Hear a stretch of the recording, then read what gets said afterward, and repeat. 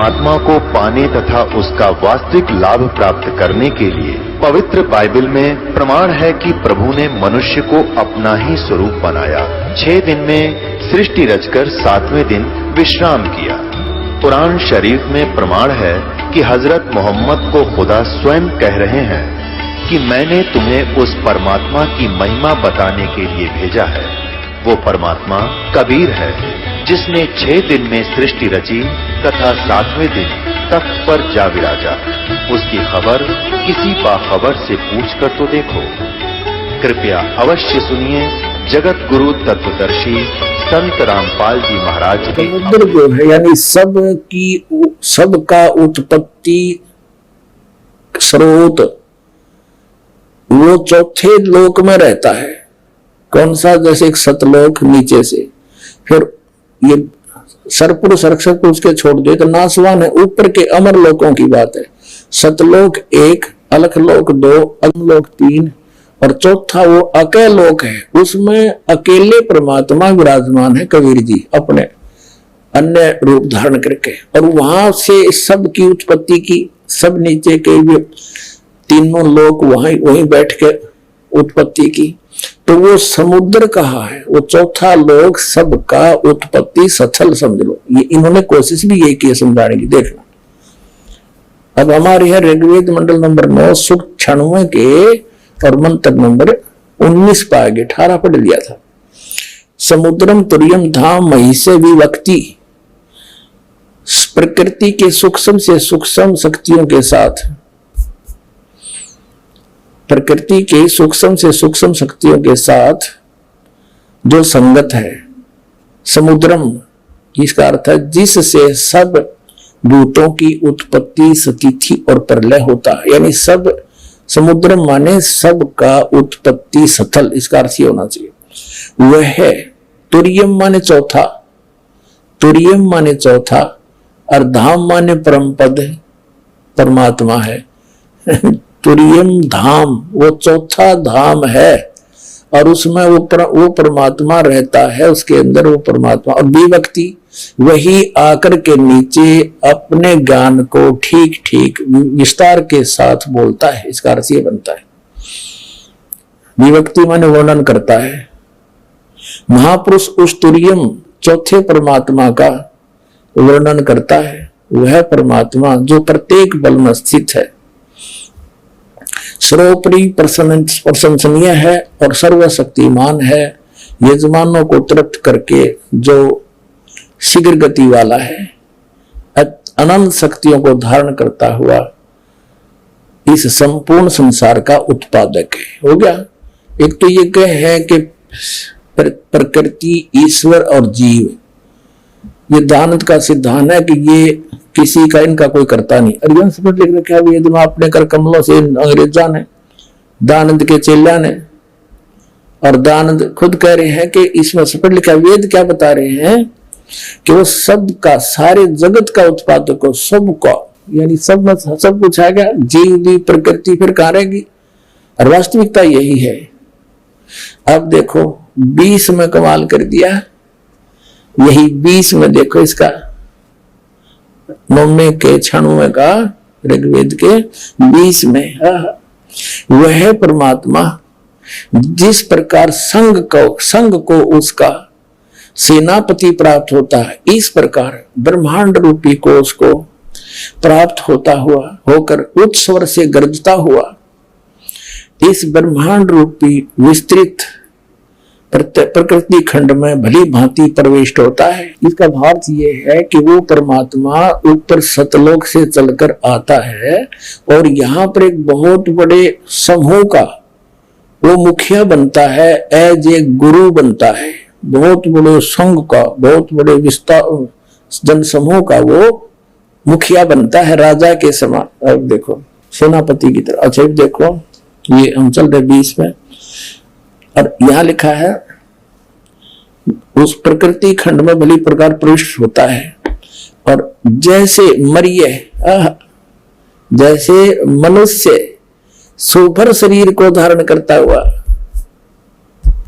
जैसे मनुष्य सुभर शरीर को धारण करता हुआ मनुष्य, जैसे मनुष्य शरीर धारण करके आता है, ऐसे परमात्मा मनुष्य के समान मनुष्य शरीर धारण करता हुआ अत्यंत गतिशील पदार्थ के समान प्राप्ति के लिए गतिशील होता हुआ धनों के लिए कटिबद्ध होता है, और उस प्रकृति रूपी सूर्य को धारण करने के लिए परमात्मा देवदूत या दिन आगे बकवाद कर दी। धना नाम है जो भक्ति धन के व्यक्ति हैं, अच्छी आत्माएं हैं, उनको वो परमात्मा इस प्रकार आता है जैसे मरिय माने मनुष्य। यहां है इसका देखो,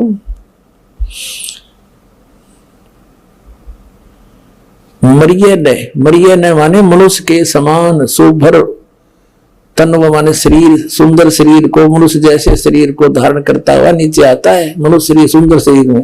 तो यहाँ मरिय यह लिखना था, मरिय माने जैसे मनुष्य, यूं समझ लो, और सुंदर शरीर को धारण करता हुआ आता है, इसी प्रकार भगवान आता है। और देख लो थोड़ी सी कलाबाजी इनकी ओर दिखा देते हैं। अब 96 के 9 के 96 का 20 पढ़ दिया, 21 मोड़ दे कमाल कर रखा। हे प्रकाश रूप महापुरुषों से उपास्यमान आप हमको पवित्र करें। वैदिक वाणियों के द्वारा अपने कनी कर दत्त माने अपने अमृत वचनों के द्वारा शब्दमान होते हुए आप श्रेष्ठ पुरुषों के प्रति प्राप्त हों, और फिर आओ भगवान जैसे आप अपनी लीला करते हो। 22 में कहा है कि शांति रस में तत्पर परमात्मा संपूर्ण संसार में शांति फैलाता हुआ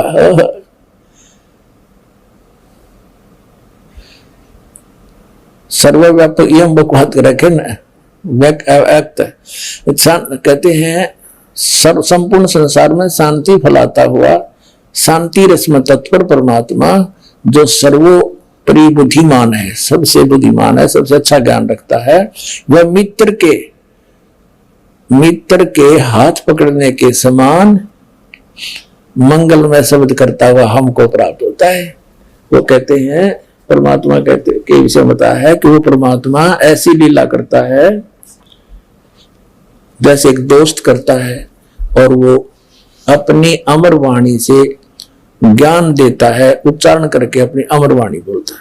अब इससे क्या सिद्ध हो गया कि परमात्मा ऊपर के अन्य लोकों में भी रहता है। ऊपर लोक है जहां भगवान रहता है, परमात्मा मनुष्य सदृश है, वेद बताते हैं, उसका नाम कबीर है, सह शरीर है। और जो लीला उस काशी वाले धानक दुल्हाए कबीर ने की थी, वही परमात्मा के लक्षण वेदों में वर्णित है, और आंखों देखा उन महापुरुषों ने बताया जिन्हों परमात्मा प्राप्त हुआ। तो स्पष्ट हुआ इन सब से मिलकर कबीर इज गॉड, धानक रूप रहा करतार। गरीबदास जी कहते हैं हम सुल्तानी नानक तारे दादू को उपदेश दिया, जात जुलाहा भेद न पाया वो काशी माहे कबीर हुआ। अनंत कोट ब्रह्मांड का एक रति नहीं भारे, सतगुरु पुरुष कबीर हैं ये कुल के सिरजनहारे। अब इन अज्ञानियों का अज्ञान हो गया साहब, जो ये कहते हैं कबीर परमात्मा नहीं एक जीव है, ऊपर कोई लोक नहीं, कल्पना है, परमात्मा कहीं साकार नहीं, वेदों में बोला ये झूठ है, झूठे ये है।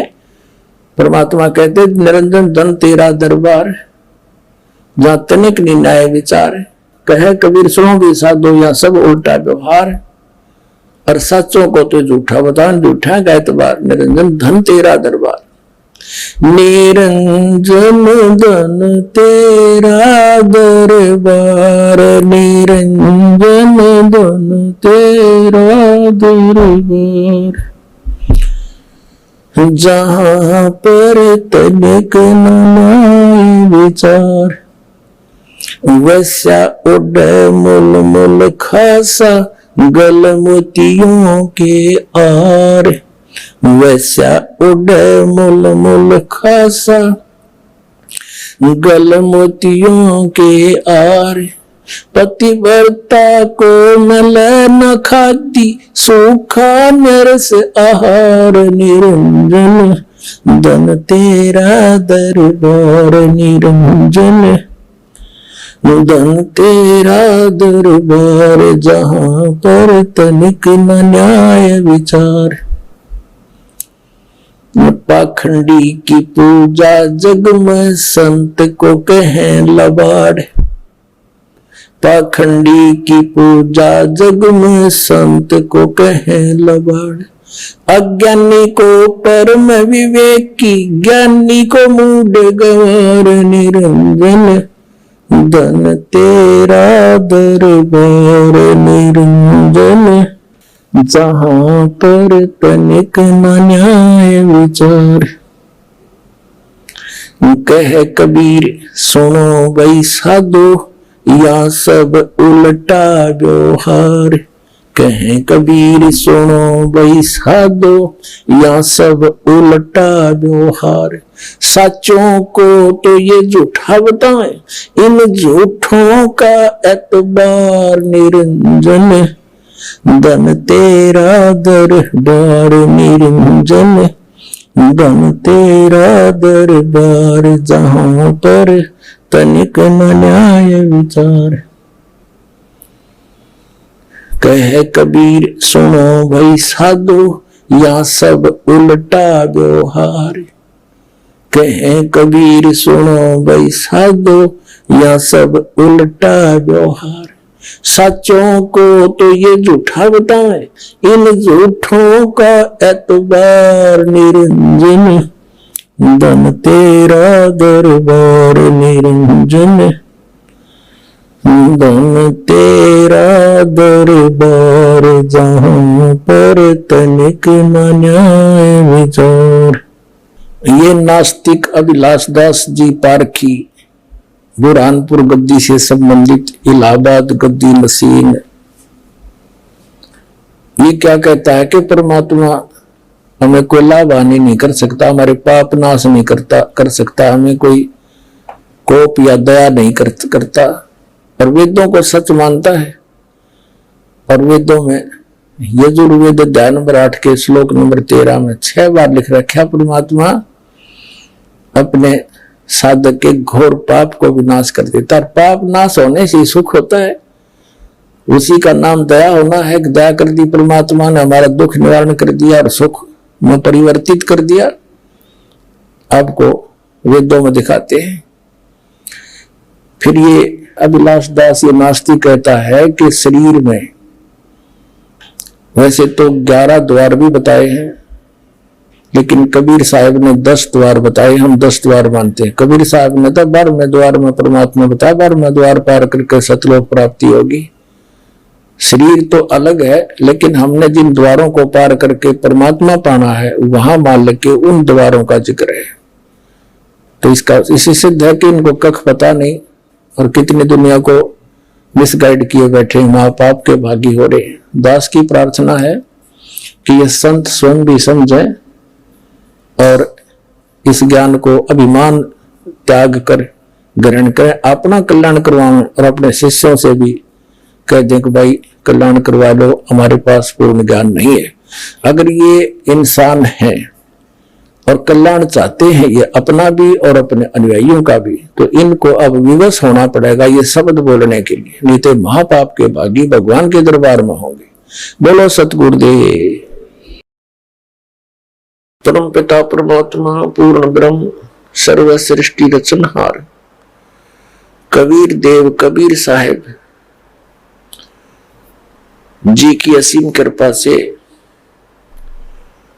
आप पुण्यात्मा ये सत्संग सुन रहे हैं। ये आध्यात्मिक संपूर्ण ज्ञान सुन रहे हैं। इसके अंदर आप जी को अपने सदग्रंथों में छुपे हुए गूढ़ रहस्यों का ज्ञान होगा।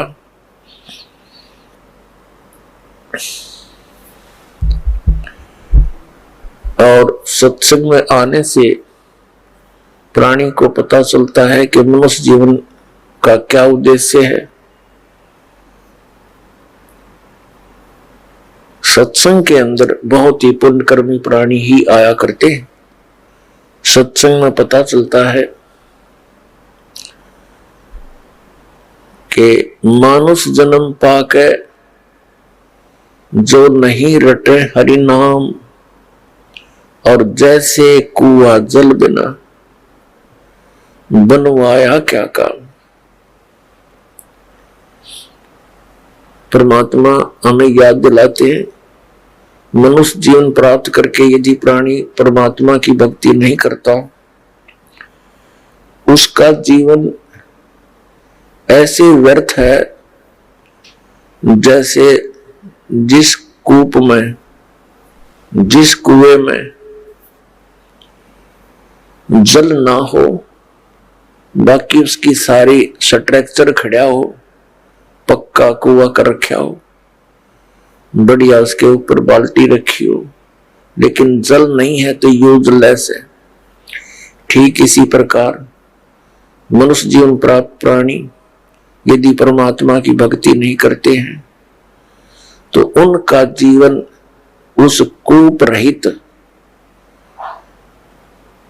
उस जल रहित कूप के तुल्य है।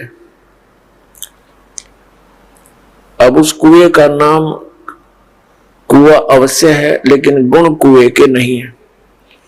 ठीक इसी प्रकार जो मनुष्य शरीरधारी प्राणी परमात्मा की भक्ति नहीं करता, उसका नाम मनुष्य अवश्य है, लेकिन गुण मनुष्य के नहीं है। अपने आत्माओं हम देखते हैं कि परमात्मा के चाहने वाली पुण्यात्माओं की कमी नहीं। जहां भी जिस संत के पास देखते हैं लाखों की संख्या में ये पुण्यात्मा कल्याण कराने के लिए, कल्याणार्थ वहां पहुंच जाते हैं। और जो भी वो गुरुदेव साधना बताते हैं, क्रियाएं बताते हैं, वो श्रद्धालु पूर्ण श्रद्धा के साथ करते हैं। और जो बिल्कुल भक्ति नहीं करते उनकी भी कमी नहीं। पुण्यात्मा जो भक्ति बिल्कुल नहीं करते वो तो बिल्कुल अपना मनुष्य जीवन का नाश कर ही रहे हैं। साथ में जो भक्ति कर रहे हैं और शास्त्र विधि त्याग कर मनमाना आचरण करते हैं, अज्ञानी गुरुओं के पास बैठे हैं, तो वो भी बहुत बड़े धोखे में है। वो भी अपना जीवन नाश कर रहे हैं। तो पुण्यात्मा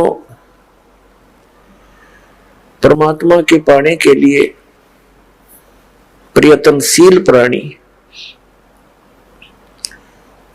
इस बात से परिचित होता है कि परमात्मा गुरु के बिना नहीं मिल सकता,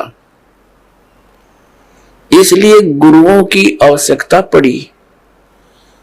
और गुरु बनाने के लिए हम इन महापुरुषों के पास पहुंच गए। अपने आत्माओं विशेषकर भारतवर्ष में बहुसंख्या के अंदर साधक साधना कर रहे हैं। चाहे कोई मंदिर में जाकर, चाहे कोई व्रत रख के हनुमान की चालीसा पढ़ के, या कोई भगवान शंकर श्री कृष्ण जी की भक्ति करके, या कोई तीर्थ आदि पर जाकर कोई ना कोई साधना वो कर ही रहा है, या फिर कोई गुरु बना के। और हम देखते हैं इतनी बहुसंख्या में जहां भक्ति कर रहे हो इंसान, तो एक विशेष परिवर्तन होना चाहिए समाज के अंदर, लेकिन कोई परिवर्तन नहीं। प्रत्येक बुराई बढ़ती जा रही है, हाहाकार मच रहा है। इसका कारण क्या है? इसका कारण है जो साधनाएं भक्तजन कर रहे हैं उनसे उनको परमात्मा से मिलने वाली राहत प्राप्त नहीं हो रही, जिस कारण से वे उन्हीं बुराइयों को करना प्रारंभ कर देते हैं जो एक भक्त ने नहीं करनी चाहिए। वो कौन कौन सी बुराइयां हैं? शराब पीना, मांस खाना, और धनी बनने के लिए रिश्वत लेना, और टेंशन समाप्त करने के लिए गुटी लगाना। तो जिस कारण से बुराई बढ़ रही है, घट नहीं रही। परमात्मा की भक्ति करने वाले प्राणी को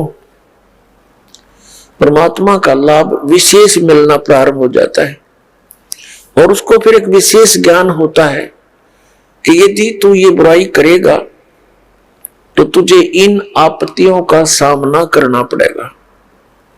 फिर वो इस डर से उन बुराइयों को नहीं करेगा कि ये पाप है, और फिर परमात्मा उसको एक विशेष लाभ देगा। पुण्यात्मा जैसे राजा लोगों को हम बहुत शक्तिशाली मानते हैं, उनके ऊपर भी कोई आपदा आती है तो वो भी संतों के पास ही जाकर उसका निवारण करवाते हैं। तो इससे क्या सिद्ध हुआ कि कोई ऐसी शक्ति है जो हमें एक विशेष लाभ राहत दे सकती है।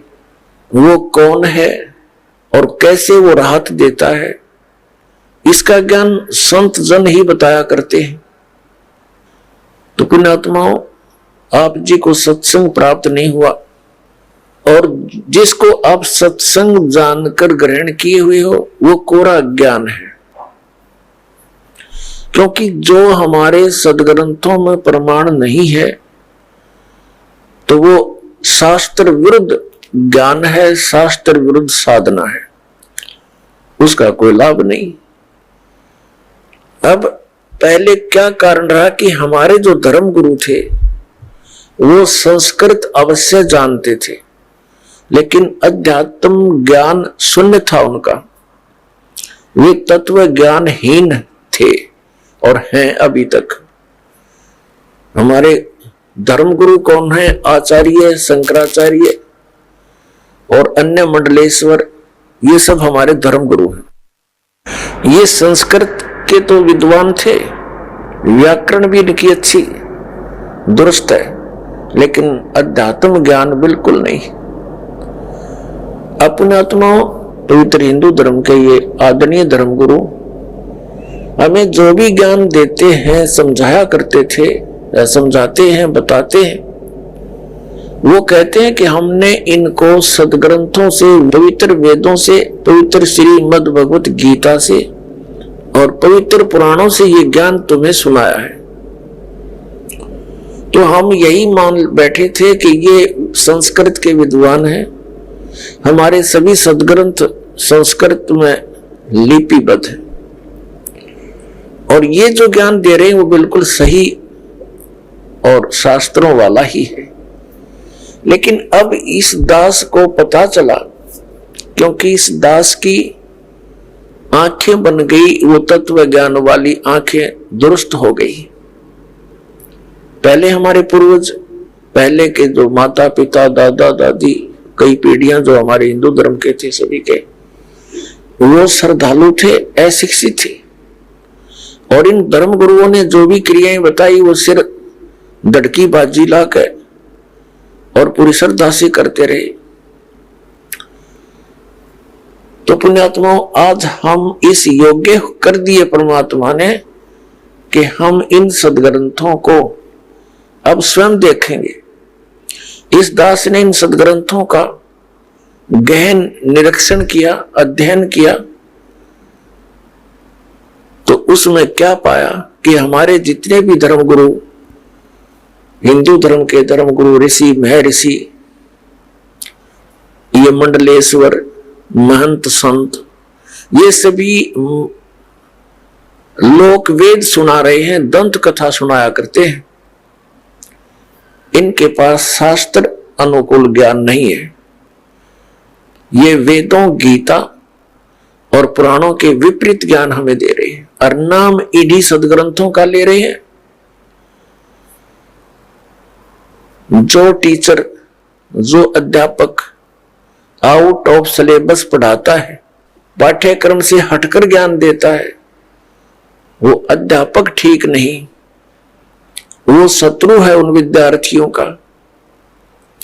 और यही कारण रहा पुण्यात्माओं, शास्त्र विधि को त्याग कर मनमाना आचरण करवा कर इन हमारे धर्म गुरुओं ने हमारे सभी पूर्वज भूत बनवा दिए, 84 लाख योनियों में डलवा दिए, और फिर उनके लिए यत्न बताते हैं, श्राद्ध निकाल दो, पिंड भरवा दो, ये क्रियाएं कर दो, जो कि गीता जी के विरुद्ध है।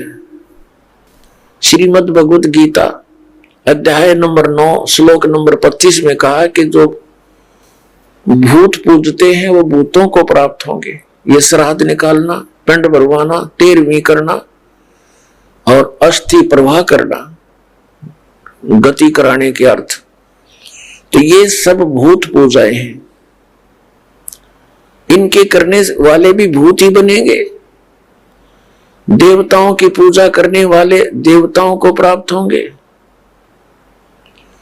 पितरों की पूजा करने वाले पितर बन जाएंगे। गीता ज्ञानदाता कहता है कि मेरी भक्ति करने वाला मुझे प्राप्त होगा। तो हमने भगवान की भक्ति त्याग कर ये भूत पूजा शुरू कर दी, श्राद्ध आदि निकालना, जिस कारण से हम शास्त्रीय विधि त्याग कर मनमाना आचरण करते रहे और महान कष्ट को उठाते रहे। अपने आत्मा अध्यापक किसे कहते हैं, टीचर किसे कहते हैं? अध्यापक अपने जॉब का मास्टर होता है, उसको टीचर बोलते हैं, अध्यापक कहते हैं, मास्टर कहते हैं। जो जिन धर्म गुरुओं को समाज ने खुली छुट्टी दे दी कि तुम सदग्रंथ पढ़ो और हमें सुनाओ और हमें वो परमात्मा का ज्ञान जो सदग्रंथों में विद्यमान वो बताओ, उनको फ्री कर दिया, उनको दक्षिणा देनी शुरू कर दी कि अपना निर्वाह भी करते रहो दक्षिणा से, और फ्री हो तो पढ़ो अच्छी तरह इन सदग्रंथों और हमें बताओ। तो उन्होंने, हमारे धर्म गुरुओं ने सदग्रंथों को पढ़ा अवश्य और इनको कंठस्थ याद भी कर लिया संस्कृत भाषा में, लेकिन इनको वेदों, गीता और पुराणों का कख भी पता नहीं। इन आचार्यों को और इन शंकराचार्यों को, इनको अध्यात्म ज्ञान नहीं। इनको तो ज्ञान होगा कहां से? जिन भगवानों को ये पूजते हैं हमारे आचार्य और शंकराचार्य, और हमें उन्हीं को पूजने की सलाह देते हैं कि ये भगवान है। कौन? श्री ब्रह्मा, श्री विष्णु, श्री शंकर भगवान आदि। और इनको ये परमात्मा बताते हैं, भगवान बताते हैं, ईश बताते हैं, और इनकी पूजा स्वयं भी करते, हमें भी करने की सलाह देते हैं। तो इन भगवानों को अध्यात्म ज्ञान नहीं, श्री विष्णु को, श्री ब्रह्मा को, श्री शंकर जी को। तो हमारे धर्म गुरुओं को, शंकराचार्यों को, आचार्यों को ज्ञान कहां से होगा? अपनात्मा इस कंसेप्ट को क्लियर करने के लिए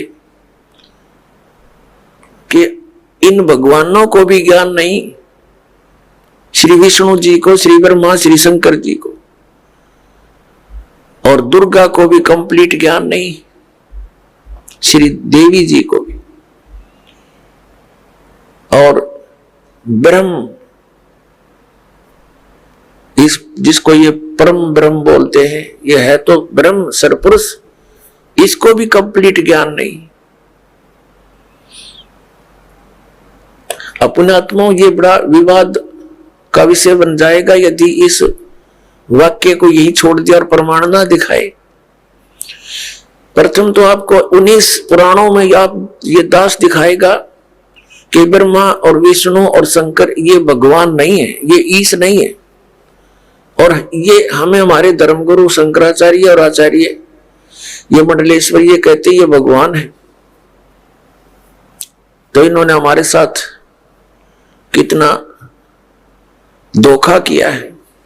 प्रथम तो ये दिखाते हैं कि श्री विष्णु, श्री ब्रह्मा और श्री शंकर जी को और सतयुग से लेकर आज तक के गुरुओं ब्राह्मणों को, ये शंकराचार्य और आचार्य सारे ब्राह्मण ही है। ब्राह्मण पुण्यात्माओं को जाति सूचक नहीं है। ब्राह्मण वो व्यक्ति है जो अध्यापक पद पर विराजमान है, जो उस कर्म को कर रहा है। जैसे 4 वर्ण बनाए, ब्राह्मण, वैश्य, अक्षत्रिय और शूद्र। अपनात्माओं, जैसे आज कोई ब्राह्मण का लड़का और मिलिट्री में वो भर्ती है फौज में, तो वो ब्राह्मण वर्ण में अवश्य है, लेकिन वो ब्राह्मण कर्म नहीं, वो तो क्षत्रिय है। ऐसे ही कोई वैश्य का लड़का मिलिट्री में भर्ती है, तो वर्ण वैश्य अवश्य है उसका, लेकिन कर्म वैश्य नहीं है। इसी प्रकार अन्य समझे, कोई शूद्र का लड़का और मिलिट्री में भर्ती है तो वो अक्षत्रिय है, शूद्र वर्ण में अवश्य जन्मा है।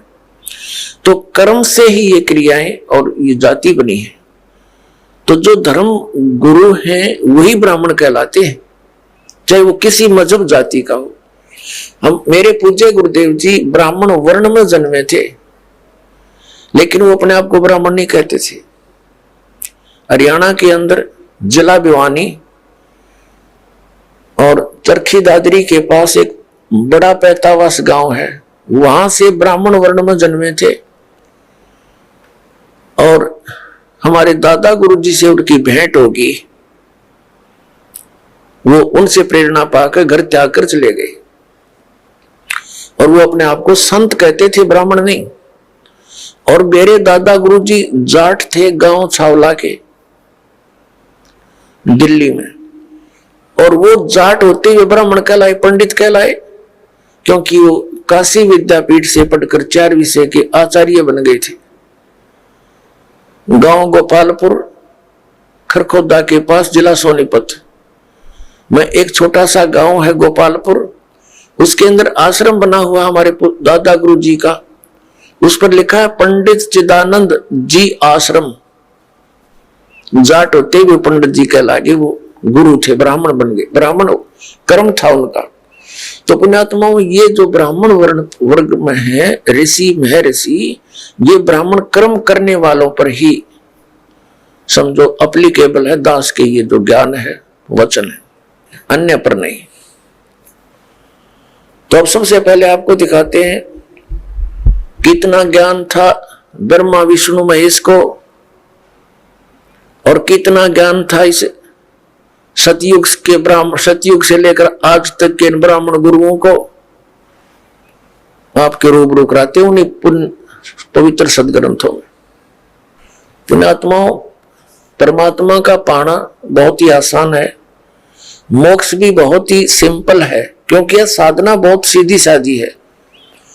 हमें ज्ञान न होने से हमारे कोई इन्होंने गलत मार्गदर्शन कर दिया, जिस कारण से हम परमात्मा नहीं प्राप्त कर सके, मोक्ष प्राप्ति नहीं हुई। सबसे पहले आप जी को श्रीमद् देवी भागवत से ये प्रमाणित किया जाएगा कि श्री विष्णु जी को, श्री ब्रह्मा जी को, व्यास जी को, नारद जी को ये कितना ज्ञान था, ये देखना। श्रीमद् देवी भागवत सचित्र मोटा टाइप, केवल हिंदी, गीता प्रेस गोरखपुर से प्रकाशित है। श्रीमद् देवी भागवत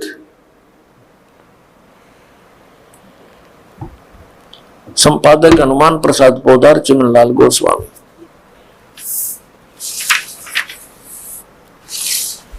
प्रकाशक एवं मुद्रक हैं गीता प्रेस गोरखपुर, गोविंद भवन कार्यालय, कोलकाता का संस्थान। ये इनके फैक्स और फोन नंबर।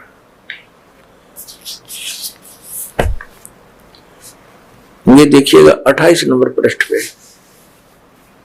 ये पहला सकंद है, संक्षिप्त देवी भागवत पहला सकंद। नारद जी ने कहा, ये नारद जी और व्यास जी की गोष्ठी हो रही है। नारद जी ने कहा, व्यास जी तुम इस विषय में जो पूछ रहे हो ठीक ही प्रश्न मेरे पिताजी ने भगवान श्री हरि से किया था। देवा अधिदेव भगवान जगत के स्वामी हैं। लक्ष्मी जी उनकी सेवा में उपस्थित रहती हैं। दिव्य कौस्तुमणि उनकी शोभा बढ़ाती है। वे शंख चक्र गदा लिए रहते हैं, पीतांबर धारण करते हैं, 4 भुजाएं। वे चराचर जगत के आश्रयदाता हैं, जगत गुरु एवं देवताओं के भी देवता हैं।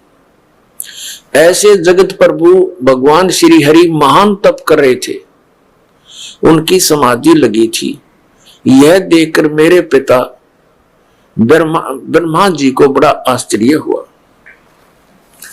अतः उन्होंने उनसे जानने की इच्छा प्रकट की। ब्रह्मा जी ने पूछा, प्रभु आप देवताओं के अध्यक्ष, जगत के स्वामी और भूत भविष्य एवं वर्तमान सभी जीवों के एकमात्र शासक है। भगवान फिर आप क्यों तपस्या कर रहे हैं और किस देवता की आराधना में ध्यान मग्न है? मुझे असीम आश्चर्य तो यह हो रहा है कि आप देवेश्वर एवं सारे संसार के शासक होते हुए भी समाधि लगाए बैठे हैं। ब्रह्मा जी के विनीत वचन सुनकर भगवान श्री हरि यानी विष्णु जी कहने लगे। अब हम 29 पृष्ठ पर आ गए। पहला सकंद। श्री हरि ने उनसे कहने लगे, ब्रह्मन सावधान होकर सुनो। विष्णु जी बताने लगे ब्रह्मा जी को, मैं अपने मन का विचार व्यक्त करता हूं। देवता दानव मानव सब यही जानते हैं कि तुम सृष्टि करते हो, मैं पालन करता हूं और शंकर संहार किया करते हैं।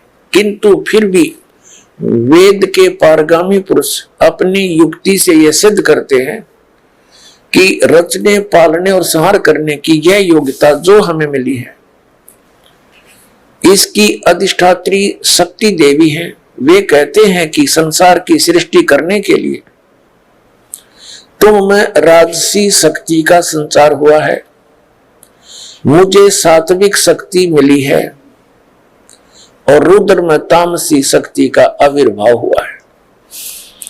उस शक्ति के अभाव में तुम इस संसार की सृष्टि नहीं कर सकते, मैं पालन करने में सफल नहीं हो सकता और रुद्र संहार कार्य करने होने में भी रुद्र से संहार कार्य होना भी संभव नहीं।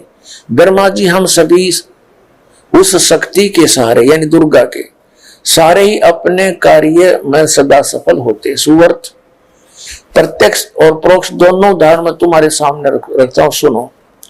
यह निश्चित है कि उस शक्ति के अधीन होकर ही मैं इस शेष नाग की सैया पर सोता और सृष्टि करने का अवसर आते ही जाग जाता हूं। मैं सदा तप करने में लगा रहता हूं, उस शक्ति के शासन से कभी मुक्त नहीं रह सकता। मैं सदा तप करने में लगा रहता हूं, ये ध्यान रखना। उस शक्ति के शासन से कभी मुक्त नहीं रह सकता। कभी अवसर मिला तो लक्ष्मी के साथ सुखपूर्वक समय बिताने का सौभाग्य प्राप्त होता है। मैं कभी तो दानवों के साथ राक्षसों के साथ युद्ध करता हूं। अखिल जगत को भय पहुंचाने वाले दैत्यों के विकराल शरीरों को शांत करना मेरा परम कर्तव्य हो जाता है। और यहां कमाल कर दिया विष्णु जी ने अपने अध्यात्म ज्ञान का। मुझे सब प्रकार से शक्ति यानी दुर्गा जी के अधीन होकर रहना पड़ता है। उन्हीं भगवती शक्ति का मैं निरंतर ध्यान किया करता हूं। ब्रह्मा जी मेरी जानकारी में इन भगवती शक्ति से बढ़कर दूसरे कोई देवता नहीं। अब ये है श्री विष्णु जी के आध्यात्मिक ज्ञान का निष्कर्ष। श्री विष्णु जी कह रहे हैं कि मैं दुर्गा से, श्री दुर्गा जी से ऊपर किसी भगवान से परिचित नहीं हूं। मेरे अध्यात्म ज्ञान में यह सबसे बड़ी देवता भगवान है। अपना आपने इसी लेख में पढ़ा श्री नारद जी विचलित, श्री व्यास जी विचलित। ब्रह्मा जी के ज्ञान को इन्होंने बताया ही है कि ब्रह्मा जी विष्णु जी को जगत गुरु, देवेश्वर, सारे संसार के पालन करता, उत्पत्ति करता, सब कुछ बता रहे हैं। और ये क्या निष्कर्ष दे रहे हैं विष्णु जी कि मैं तो दुर्गा के अधीन हूं और घोर तप करता हूं। ये तप करके क्या करते हैं, बैटरी चार्ज कर लेते हैं, फिर राक्षसों के साथ लड़ते हैं, फिर इनकी बैटरी डिस्चार्ज हो जाती है, सिद्धियों से लड़ते हैं और फिर ऐसे चार्ज करते हैं। अब विष्णु जी ने तो बता दिया कि दुर्गा से ऊपर मैं किसी को नहीं जानता, मैं दुर्गा की भक्ति करता हूं। और हमारे धर्म गुरुओं से जब कोई प्रश्न किया जाता था कि श्री ब्रह्मा, श्री विष्णु, श्री शिव जी ये किसकी भक्ति करते हैं, ये कहा करते थे, कुछ तो कहते थे कि अपने स्वरूप का ध्यान करते हैं। कोई कहता था कि शंकर भगवान श्री राम की पूजा करता है और श्री राम शंकर जी की पूजा करता है। और कोई कहता कि नहीं, ये किसकी पूजा करते हैं, ये तो स्वयं है। अब आपके समक्ष है कि श्री विष्णु जी दुर्गा जी की पूजा कर रहे हैं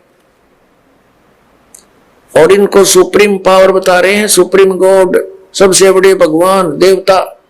अब दुर्गा जी क्या बताती है, इसके भी दो वचन सुनते हैं। ये देखिएगा 7वां स्कंद संक्षिप्त देवी भागवत 562 पृष्ठ पे। यहां देवी के द्वारा हिमालय को ज्ञानोपदेश ब्रह्म स्वरूप का वर्णन। श्री देवी जी क्या कहती है, श्री देवी जी कहने लगी, पर्वतराज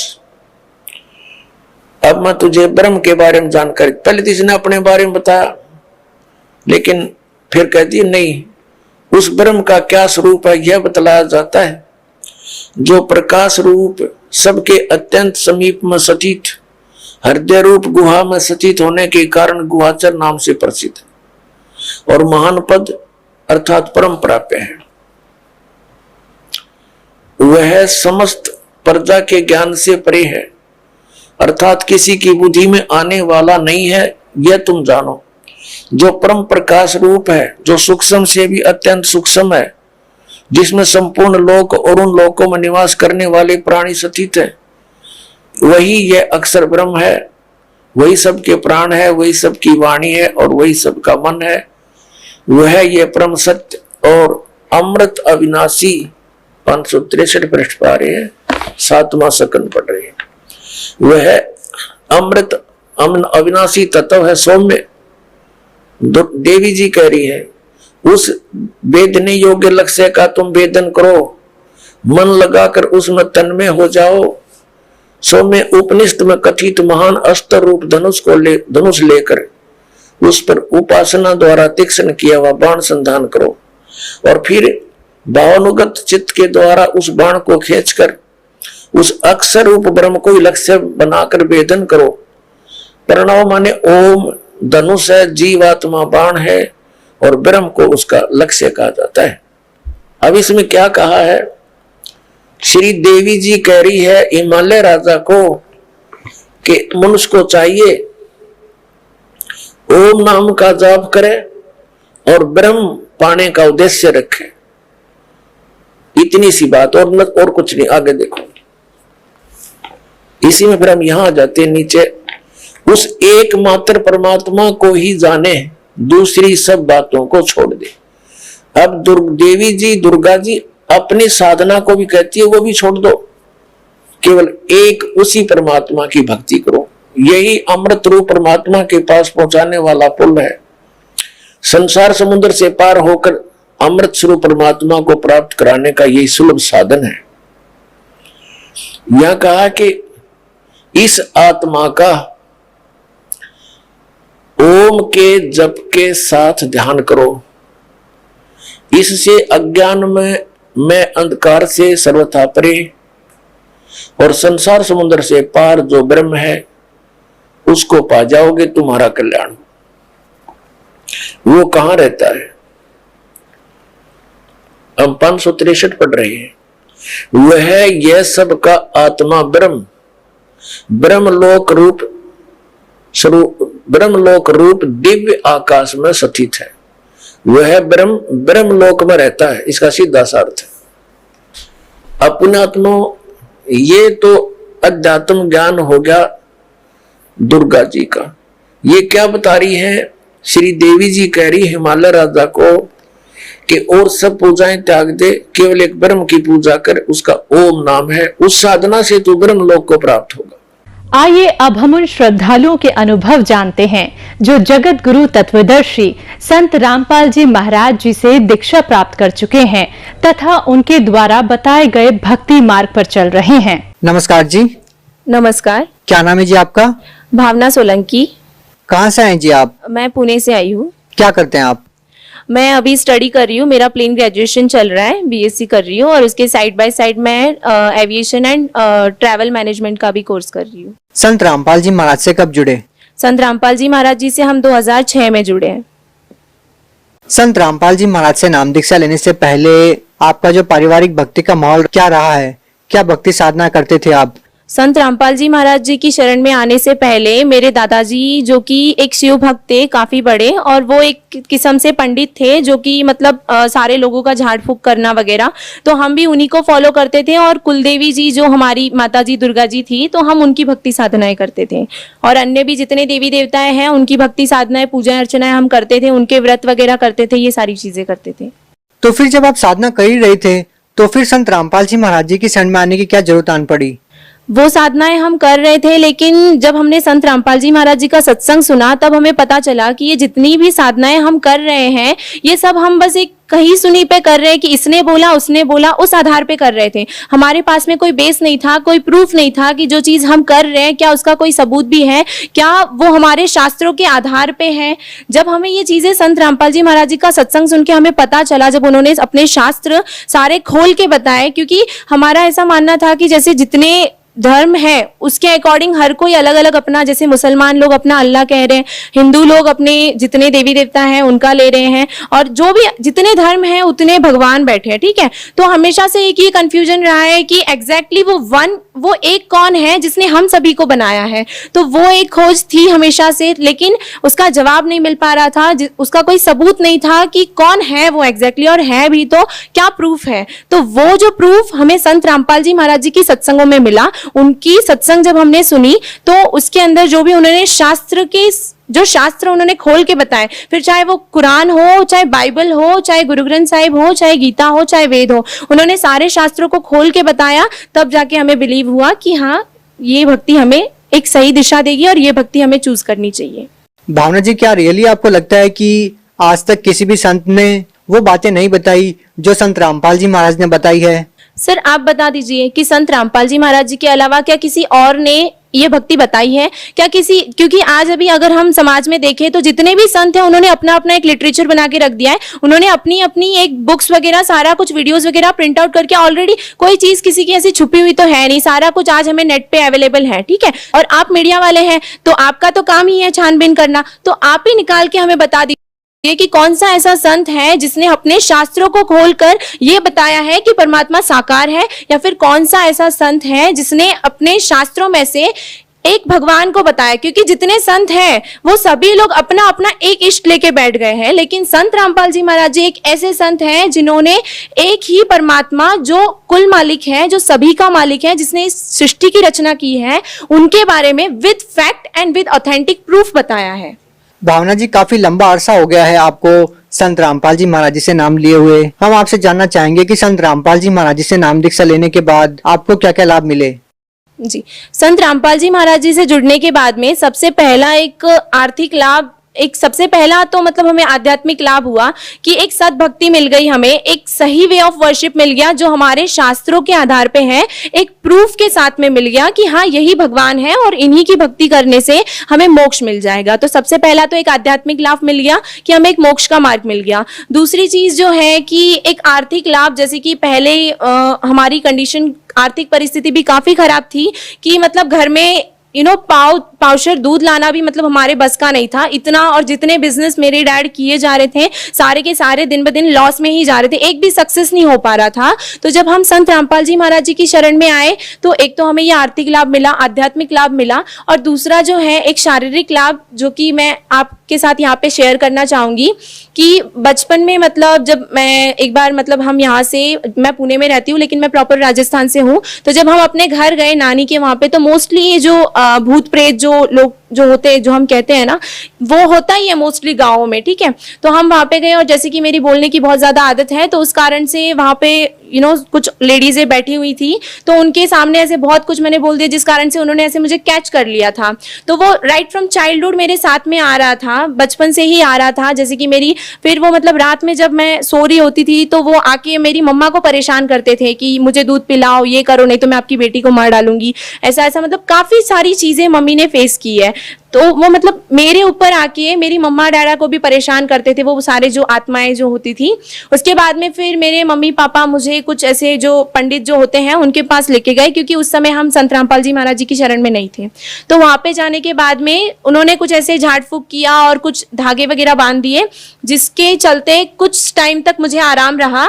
लेकिन फिर मेरी लाइफ में एक मोड़ ऐसा आया जब मैं 9th में थी, तब एक टाइम ऐसा आया कि वो चीज मतलब मुझे बहुत ज्यादा सताने लगी। वो जो प्रेत की बाधा थी वो काफी ज्यादा सताने लगी। मतलब रात में जैसे ही 12 बजते थे हमेशा एक डोर बेल हमारा बज जाता था, जब डोर खोल के देखो तो वहां पे कोई नहीं मिलता था। ऐसी बहुत सी चीजें मैंने देखी है। उसके बाद में भी मतलब जैसे कि घर में अगर मैं बैठी हूँ तो मुझे ऐसे परछाई बिल्ली की वगैरह चलते हुए दिखाई देती थी, और जब मैं मम्मी पापा को बताती थी तो वो कहते थे कि नहीं यहाँ पे कुछ है ही नहीं। फ्रेंड्स को बताती थी तो वो भी बोलते थे कि नहीं ऐसा कुछ नहीं दिख रहा है हमें। प्लस फिर ये सारी चीजें मतलब, और रात में भी जैसे कि मैं अगर हॉल में सो रही हूँ तो हॉल की विंडो कोई खोलने की कोशिश कर रहा है, और जब अगर मैं बेडरूम में सो रही हूँ तो बेडरूम की खोलने की कोशिश कर रहा है। मैंने ये सारी चीजें आजमा के देखी, किचन में भी सो के देख लिया तो वहां पे भी विंडो कोई खोलने की कोशिश कर रहा है। तो ये सारी चीजें होने के कारण मेंटली काफी ज्यादा डिस्टर्बेंस हो गया था, जिस कारण से फिर मतलब मुझे हाई फीवर हो गया था। मतलब एक तरफ से वो टाइम ऐसा था कि बहुत ज्यादा तेज मुझे बुखार हो गया था, उस कारण से कि इंजेक्शन भी नहीं लग पा रहा था। फिर एक दिन ऐसे ही मैं मतलब हमारे घर में ऐसे ही गद्दा लगा था तो मैं वहां पे सो रही थी, तो इतना सा जस्ट हमारा जो मेन डोर है वो खुला हुआ था हॉल का, और बाहर नीचे कुछ मेरे फ्रेंड्स हैं वो खेल रहे थे ऐसे ही।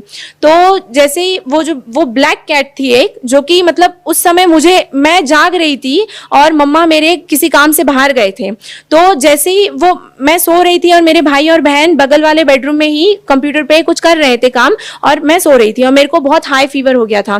तो वो जो कैट है वो इतना सा गैप था, इतने से डोर में, ना वो डोर ज्यादा खुला है ना कम खुला है, वो एकदम से अंदर आ गई। मैं अपनी आंखों से हर चीज देख पा रही हूँ लेकिन मेरी बॉडी इस तरह से हो गई थी कि मैं कोई रिएक्ट नहीं कर पा रही थी, और ऊपर ही गुरुजी का मंदिर था। तो वो ऐसे धीरे धीरे आके वो सडनली मेरे यहाँ पे चेस्ट के यहाँ पे आके वो काफी ऐसे बैठ गई थी, और उसने मेरे गले के यहाँ पे मतलब ऐसे नाखून तक दबा दिया था। मतलब इन शॉर्टली मतलब मैं उस टाइम जाग रही थी, अगर मैं चाहती तो मैं सब कुछ कर सकती, लेकिन मेरी बॉडी इस तरह से पैरालाइज हो गई थी, मतलब एक टाइप से सुन्न पड़ गई थी कि मैं। भावना जी, ये जो आपके साथ हैपनिंग हो रही थी, जिस तरह से आप बता रहे हैं कि भूत प्रेत की एक ऐसी समस्या थी आपके साथ, चाहते हुए भी आप एक नॉर्मल जिंदगी नहीं जी पा रहे थे, तो जो ये सारी समस्याएं हैं वो कैसे ठीक हुई? हाँ, तो ये फिर संत रामपाल जी महाराज जी की शरण में हम थे उस समय। तो फिर जब ये सारी चीजें हुई तो घर पे फिर मेरे पापा और मम्मी जब आए तो उनसे ये सारा फिर इंसिडेंट शेयर किया। मम्मी ने पापा को बताया कि ऐसा ऐसा हुआ आज, ये वो सब कुछ उनको बताया कि आज ऐसा ऐसा हो गया, अगर मैं राइट टाइम पे नहीं आई होती तो पता नहीं क्या हो जाता।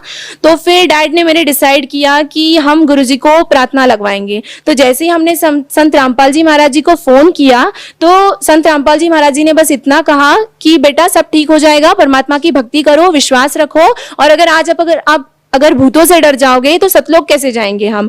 और उस दिन के बाद से पता नहीं मतलब मैं किस तरह से, जहां पे मतलब मेरा माइंड टोटली वर्क करना बंद हो गया था, आज दिन तक मैं कैट्स ऐसे देखते ही मैं ऐसे कांपने लग जाती थी, मुझे इतना डर बैठ गया था। आज दिन तक कभी मेरे सामने ऐसा कोई किस्सा नहीं आया है, ना ही कोई ऐसी चीज मैंने वापस देखी है।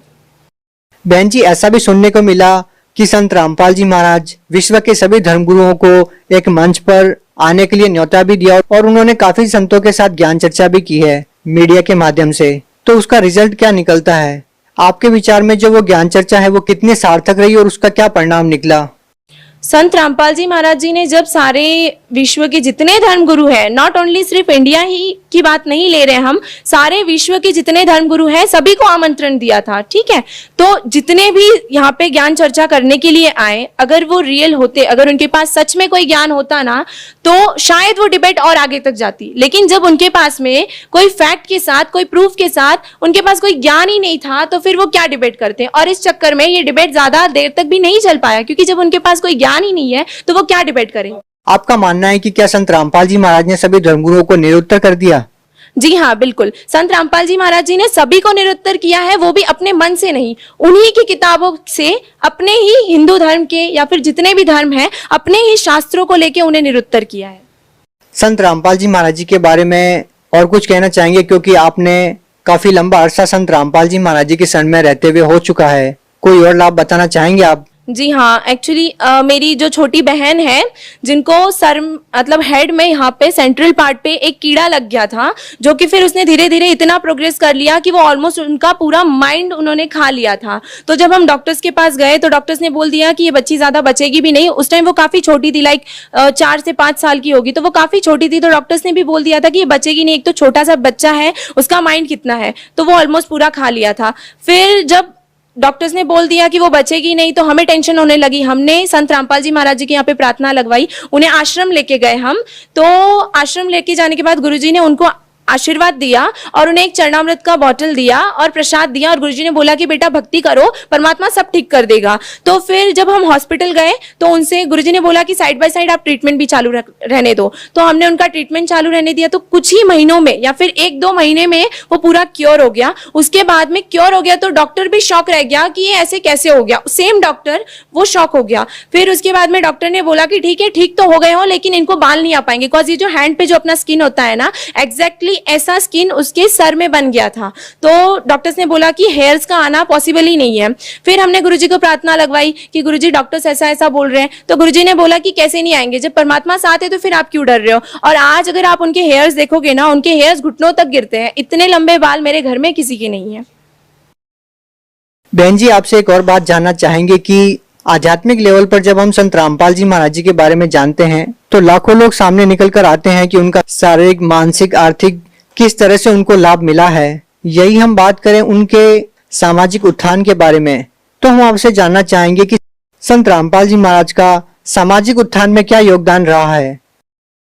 संत रामपाल जी महाराज जी के सामाजिक उत्थान के बारे में अगर बात करें तो सबसे पहले तो मैं उनका बहुत बड़ा धन्यवाद करना चाहूंगी कि उन्होंने ये जो दहेज प्रथा के लिए जो रूल निकाला है या फिर ये जो मुहिम निकाली है कि दहेज ना लेना है ना देना है, इसके लिए मैं बहुत ही ज्यादा आभार प्रकट करना चाहूंगी। क्योंकि इस मुहिम के कारण आज लाखों बच्चे, लाखों बेटियां सुख से रह पा रही है, या फिर उनके पिता सुख से है, उनके माता पिता सुख से है। क्योंकि आज समाज में अगर दहेज के लिए देखा जाए तो लाखों लोग इस दहेज की नाम की इस प्रथा से पीड़ित है। क्योंकि हर दूसरे घर में एक बेटी है जिसकी शादी उनके माँ बाप को करनी पड़ती है, और उसके साथ आज के इस समाज के इस दौर के हिसाब से बहुत बड़ी मात्रा में उन्हें दहेज इकट्ठा करना पड़ता है, जिसके कारण बहुत से बाप आज परेशान है। दूसरी चीजें ये है कि जो नशा मुक्ति का ये भी जो एक मुहिम संत रामपाल जी महाराज जी ने चलाई है, बहुत अच्छी, इसके लिए भी एक बहुत बड़ा थैंक्स उन्हें देना चाहती हूँ। क्योंकि आज के समाज में देखोगे ना तो हर दूसरा इंसान नशा कर रहा है, नशे का शिकार बन रहा है। हर दूसरा इंसान,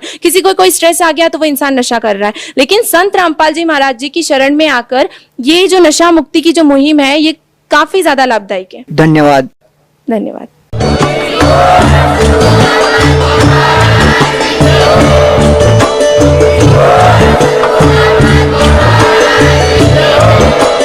आप सुन रहे थे जगत गुरु तत्वदर्शी संत रामपाल जी महाराज जी के मंगल प्रवचन। अधिक जानकारी के लिए विजिट कीजिए हमारी वेबसाइट www.jagatgururampalji.org। संत रामपाल जी महाराज जी के शुभ आशीर्वाद से पूरे विश्व भर में 500 से भी ज्यादा नाम दीक्षा